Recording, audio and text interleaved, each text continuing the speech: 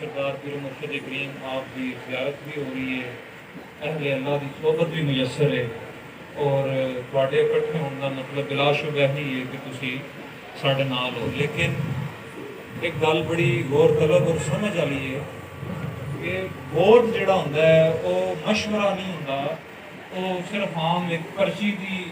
कागज़ का टुकड़ा नहीं हुंदा, बल्कि तुहाडी राय हुंदी है कि केड़ा बंदा है, केड़ी पार्टी है वो साडे वास्ते बेहतर है, साडे उत्ते हुक्मरानी कर सकती है, साडे उत्ते दूजियां लफ्ज़ां च जे कोई भैड़ी चीज़ आ जाए तो मुसलत हो सकती है, जे कोई अहले अल्लाह आ जान, नेक लोग आ जान तो फिर साडा बेहतरी का रस्ता अख्तियार करने वास्ते साडी मदद कर सकती है। इस वोट नूं आम चीज़ नहीं समझना चाहिए ते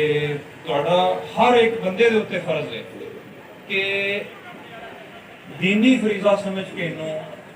अपना राय, अपना वोट इस जगह ते देना जे जिथे तुसीं समझो कि साडी दीन और दुनिया की बेहतरी है। असी अज अमरीका के गुलामां नूं, दोवें गुलामां हैं, दोवें गुलाम, एक कला है गुलाम नहीं है जेडे हुण इस टाइम वज़ीर आज़म ने वो कहंदा जी ये गुलाम ने ते तू जिहड़ी गुलामी की 4 साल तू भी बेड़ा गर्क किया। असी अपना वोट उन्हां दी अमरीका के गुलामां नूं नहीं देना बल्कि हजूर के गुलामां नूं देना। ते ए तुहाडी राय बड़ी अहम है। ऐ ना होए कि क़यामत वाला दिन होए, कबर की जिंदगी होए, कबर दे सवालो जवाब होण, फिर तुहाडे तो जदों पुछया जाए कि तुसीं राय कित्थे दित्ती, ज़ाहिर है हर चीज़ के बारे सवाल होणगे और इंसान का किरदार दसेगा, इंसान की इमालनामा दसेगा कि तू जदों तेरे कोल सवाल होया सी दुनिया के अंदर, जो तेनों क्या गया कि तू साथ देना है,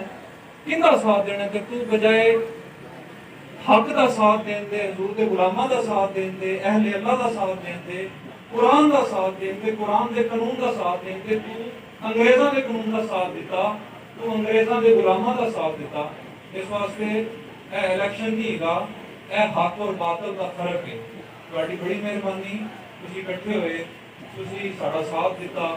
साडा साथ नहीं हैगा, अहले सरकार का साथ नहीं है, दरअसल है नबी सल्लल्लाहु अलैहि वसल्लम के दीन का साथ है। आपका साथ दरअसल दर हकीकत दीनदारी का साथ है। हमारा काम है तुहाडे उत्ते हर किसी कर देगा कि तुसीं बाकी लोगों को मोटिवेट करो, उन्होंने इस रस्ते पे तरफ आओ और इंशाअल्लाह